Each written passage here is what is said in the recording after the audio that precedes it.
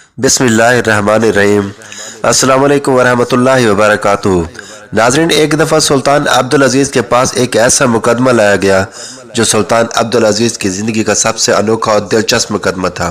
وہ مقدمہ سلطان عبدالعزیز نے خود اپنی ایک کتاب میں اس واقعے کی تفصیل سے لکھا اور بہت سے سوشل میڈیا پلیٹ فارم پر اس واقعے کو ایک بادشاہ اور اس کی بیوی کا واقعہ بنا کر بتایا گیا، لیکن حقیقت میں ایسا کچھ نہیں تھا۔ یہ واقعہ سلطان عبدالعزیز اور اس کے وزیر کا تھا، اور یہ واقعہ بہت اہمیت کا حامل اس لیے تھا کیونکہ یہ واقعہ سلطان عبدالعزیز کی عقل مندی سے جڑا ہوا تھا۔ یہ واقعہ کچھ اس طرح کا تھا کہ سلطان عبدالعزیز کے محل میں سلطان کا ایک وزیر تھا۔ وہ وزیر بہت رحم دل اور با اخلاق انسان تھا، اور اس کے اخلاق اور رحم دلی کی وجہ سے اس کے ساتھ گزرے ہوئے حالات تھے۔ وزیر تقریباً 25 سال کی عمر میں سلطان کا خاص وزیر بن گیا، لیکن اس کا بچپن کسی حالات میں گزرا یہ صرف وزیر ہی جانتا تھا۔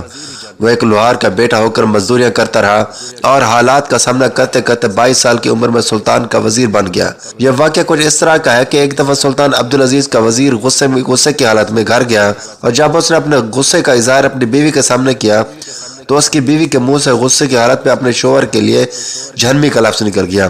وزیر پہلے بھی سخت غصے میں تھا، اور جب اپنی بیوی سے اس طرح کا لفظ سنا تو اس نے اسی وقت کہا کہ اگر میں جہنمی ہوں تو تمہیں طلاق دیتا ہوں۔ جب یہ بات اس کی بیوی نے سنی تو رونے اور چیخنے لگ پڑی، اور اس نے شور مچانا شروع کر دیا، اور ارد گرد کے لوگوں جب وزیر کی بیوی کا شور سنا تو وزیر کے گھر میں داخل ہوئے اور سارا معاملہ پوچھا۔ تو اس کی بیوی نے کہا، میں اپنے شوہر کو غلطی سے جہنمی بول دیا، جو کہ میں دل سے نہیں جانا چاہتی تھی، اور وہ انجانے میں نکل گیا، اور میرے شوہر نے غصے میں آ کر مجھے کہہ دیا کہ اگر میں جہنمی ہوں تو تمہیں 3 طلاقیں دیتا ہوں، لہٰذا مجھے اپنے شوہر نے طلاق دے دی۔ جب یہ بات سلطان عبدالعزیز کے کانوں تک پہنچی تو سلطان عبدالعزیز نے اپنے وزیر کو حکم دیا کہ اپنے بیوی اور خود کل صبح میری عدالت میں حاضر ہو جانا۔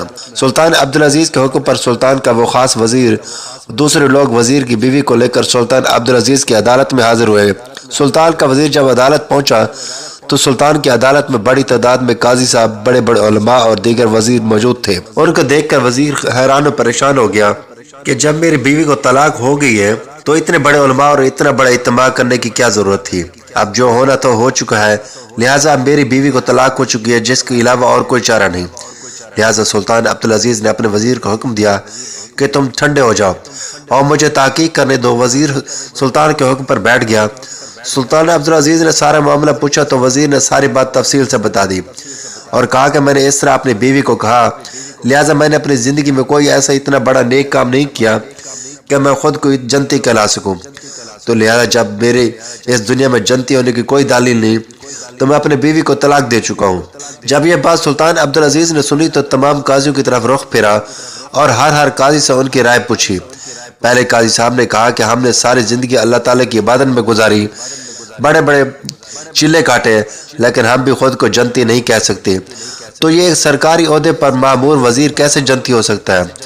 حالانکہ دن میں اس کو کتنی جھوٹ بولنے پڑتے ہوں گے، کتنے لوگ اس سے تنگ ہوں گے، لہذا جب انسان اس دنیا میں اس سے تنگ ہو تو جنتی کیسے ہو سکتا ہے؟ پھر سلطان عبدالعزیز نے دوسرے قاضی سے رائے پوچھی تو اس کے بھی خیالات پہلے قاضی سے ملتے جلتے تھے، لیکن اس نے کہا کہ بے شک اس وزیر نے کبھی کسی کے ساتھ دغا نہیں کیا، لیکن پھر بھی اس کے جنتی ہونے کا ثبوت نہیں، لہٰذا اس کی بیوی کو طلاق ہو چکی ہے۔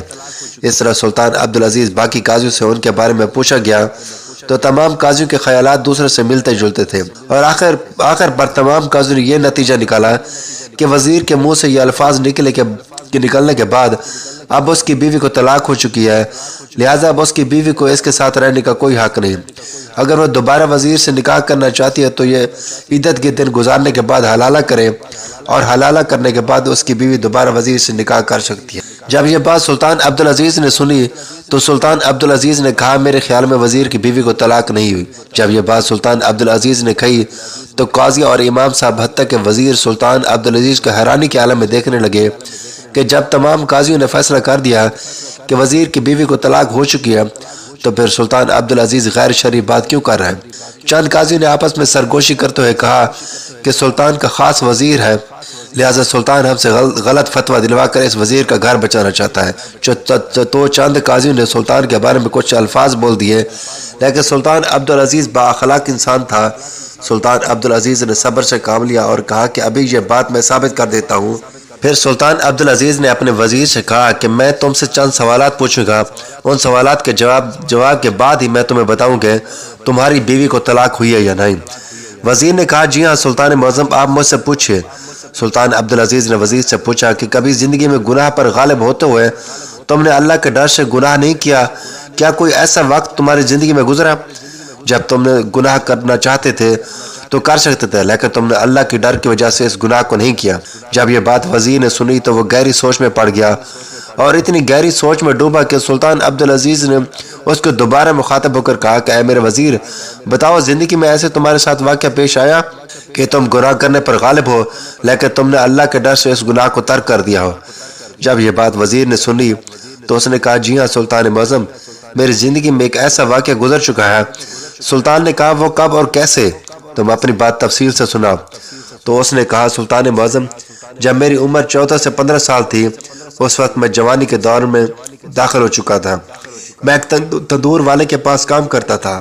تندور والے کا کاروبار بہت بڑا تھا، لہٰذا اس کے پاس اپنے کام کو سنبھالنے کا زیادہ وقت نہیں ہوتا تھا۔ اس کا اکثر کام میں سنبھالتا تھا اور مجھے وہاں کام کرنے کی مزدوری دیتا تھا، اور اس طرح میں اپنے بہن بھائیوں کو پالتا رہا۔ ایک دن میں نے محسوس کیا کہ شام کے وقت ایک لڑکی جس کی عمر تقریباً 15 سال کی ہوگی، وہ ہر روز شام کا ہمارے پاس 4 سے 5 روٹیاں لینے کے لیے آتی تھی، لیکن چند دن گزرنے کے بعد وہ روٹیاں لینے کے لیے نہیں آئی۔ میں نے اپنے مالک کو کہا حضور، ہمارے تندور پر ایک لڑکی تقریباً پچھلے کئی سالوں سے روٹیاں لے کر جا رہی ہے، لیکن چند دن گزرے ہیں وہ روٹی لینا بند کر گئی۔ تو میرے مالک نے کہا کہ ہمارا تندور بڑا کاروبار ہے، ایک دن میں سینکڑوں کی تعداد میں گاہک آتے جاتے ہیں، اگر ایک گاہک نے آنا بند کر دیا تو کیا ہمارا کام بند ہو جائے گا؟ تو میں اپنے مالک کی بات سن کر خاموش ہو گیا، لیکن میرے دل میں یہ خیال آیا کہ آخر ایسی کیا بات ہوگی، اتنے سالوں سے روٹیاں خریدنے والی عورت نہیں آ رہی، ہمارے تندور پر آنا کیوں بند کر دیا؟ ایک رات میں نے اس عورت کے گھر پیغام بھجوایا کہ تندور والا تمہیں بلا رہا ہے۔ جب میرا پیغام اس عورت تک پہنچا تو وہ شام ڈھلنے سے پہلے تندور پر پہنچ گئی۔ تو میں نے اس سے پوچھا کہ تم کئی سالوں سے ہمارے تندور سے روٹیاں لے کر جا رہی ہو، آخر ایسا کیا ہوا کہ تو نہیں آئی؟ تو اس نے کہا تمہیں کسی غیر لڑکی کے ساتھ ذاتی مسائل نہیں پوچھنا چاہیے۔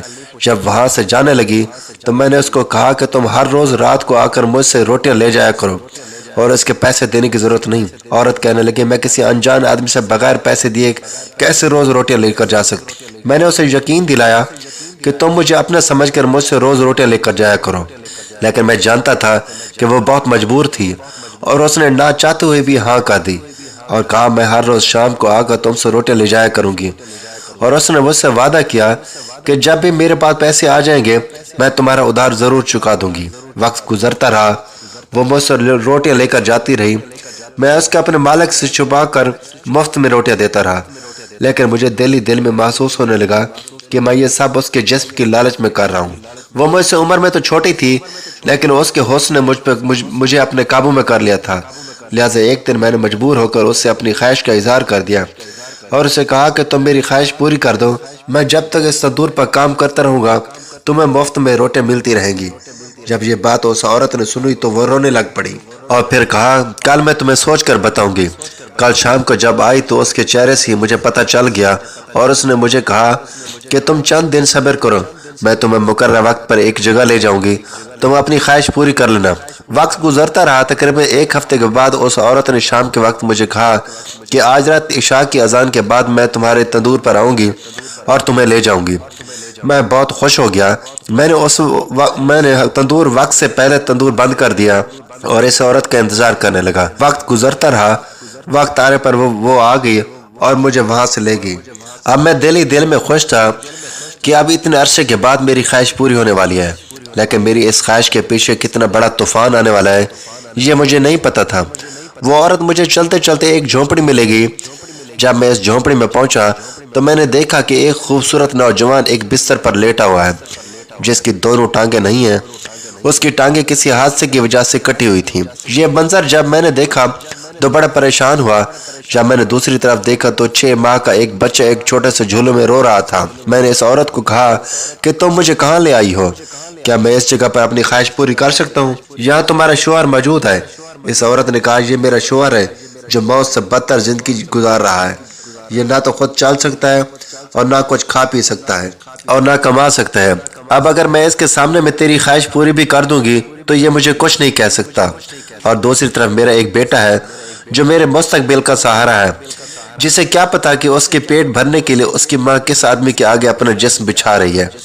لہٰذا تم آؤ، میں بستر پر جا رہی ہوں، میں دیا بجھا دوں گی، تم اپنی خواہش پوری کر کے دیا جلائے بغیر وہاں سے چلے جانا۔ جب اس عورت نے یہ بات کہی تو اس کی بات میرے دل کو جا لگی اور میں سوچنے لگا کہ اے میرے مالک، یہ کیا کرنے جا رہا تھا؟ ایک مجبور عورت کے جسم سے میں ایک مجبور عورت سے کتنا ناجائز کام کرنے جا رہا تھا۔ اے میرے مالک، تو مجھے اس گناہ سے بچا لے۔ اور اسی وقت میرے دل میں خیال آیا کہ مجھے یہ سب کچھ نہیں کرنا چاہیے تھا، لہٰذا اس وقت الٹے قدم دوڑا اس عورت کے بلانے کے باوجود میں وہاں سے اتنا دوڑا کہ مجھے پتہ ہی نہیں چلا کہ میں اس گھر کو کتنا پیچھے چھوڑ آیا۔ اور آ کر میں نے اسی وقت توبہ کر لی اور کہا کبھی زندگی میں کسی غیر محرم عورت کی طرف بری نظر اٹھا کر نہیں دیکھوں گا۔ اور وہی ایک واقعہ تھا، وہی ایک وقت تھا کہ جب میں گناہ کرنے کے غالب تھا، اس عورت نے میرے آگے اپنا جسم بچھا دیا تھا۔ اسی وقت کوئی موجود نہیں تھا، لیکن پھر بھی میں نے وہ گناہ نہیں کیا۔ جب یہ بات وزیر نے کہی تو سلطان عبدالعزیز نے کہا کہ بے شک ہمارے اسلام میں یہ بات موجود ہے کہ اگر تم گناہ کرنے پر طاقت رکھنے کے باوجود اگر تم گناہ نہیں کرتے تو تمہیں اس دنیا میں ہی جنت کی خوشخبری سنائی جاتی ہے۔ لہٰذا اس کے مطابق تم جنتی ہو، اور تم نے یہ شرط کہہ کر اپنی بیوی کو طلاق دی تھی کہ اگر میں جہنمی ہوں تو تمہیں طلاق دیتا ہوں، لہٰذا اس بات کی میں گواہی دیتا ہوں کہ تم جنتی ہو، لہٰذا تمہاری طلاق نہیں ہوئی۔ جب سلطان عبدالعزیز نے یہ بات سنائی تو تمام علماء اور قاضی صاحب اور وزیر سلطان عبدالعزیز کو حیرانی سے دیکھنے لگے اور کہا بے شک سلطان معظم، اس نوجوان کی طلاق نہیں ہوئی۔ اور اس طرح سلطان عبدالعزیز نے اپنی عقل مندی سے اسلام کے اصول کے مطابق اس نوجوان وزیر کا گھر بچا لیا۔ ناظرین، یہ تھی ہماری آج کی ویڈیو۔ اچھی لگی ہو تو ویڈیو کو لائک کریں، شیئر کریں، چینل کو سبسکرائب کریں تاکہ ہر آنے والی اس طرح کی معلوماتی ویڈیو سب سے پہلے آپ تک پہنچے۔ تو ناظرین، اگلی ویڈیو میں پھر ملیں گے۔ اللہ حافظ۔